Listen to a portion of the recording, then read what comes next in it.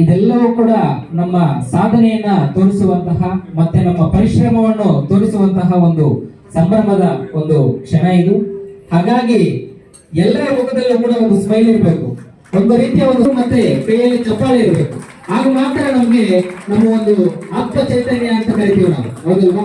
ಆ ಆತ್ಮ ಚೈತನ್ಯದಿಂದಲೇ ನಮ್ಮ ಸಾಧನೆ ಇನ್ನಷ್ಟು ಪ್ರಕಟ ಅಂತ ಮಾತನ್ನ ಹೇಳ್ತಾ, ಯಾಕೆ ಅಂದ್ರೆ ರವಿ ಕಾಣದನ್ನು ಕವಿ ಕಂಡ ಅಂತ ಹೇಳುವ ಹಾಗೆ ಸೂರ್ಯನ ರಶ್ಮಿಗೆ ಮೈಯೊಡ್ಡುವಂತಹ ಒಂದು ವಸ್ತು ಕೂಡ ಈ ಪ್ರಪಂಚದಲ್ಲಿ ಇರುವುದಿಲ್ಲ. ಆದರೂ ಸೂರ್ಯನ ರಶ್ಮಿಯನ್ನು ಪಡೆಯದೆ ವಸ್ತುವಿದ್ದರೂ ಕೂಡ ಕಲಾವಿದನ ಒಳಗಣ್ಣಿಗೆ ನಿಲುಗುವಂತಹ ವಸ್ತು ಇಲ್ಲವೇ ಇಲ್ಲ. ಕಲಾಕ್ಷೇತ್ರಕ್ಕೆ ಎಲ್ಲಾ ಕಲಾವಿದರ ಕೊಡುಗೆ ಅಪಾರ ಹಾಗೂ ಚಿರಸ್ಮರಣೀಯ. ತೆಲುಗಿನಲ್ಲಿ ಒಂದು ಮಾತಿದೆ, ಎಂದರೇ ಮಹಾನುಭಾವರು అందరికీ ವಂದನಗಳು ಅಂತ. ಸುಮಾರು ಜನ ಆಂಧ್ರದಿಂದ ಬಂದಿದ್ದಾರೆ, ತಮಿಳುನಾಡಿನಿಂದ ಬಂದಿದ್ದಾರೆ, ದೇಶಾದ್ಯಂತದಿಂದ ಇವೆಲ್ಲರೂ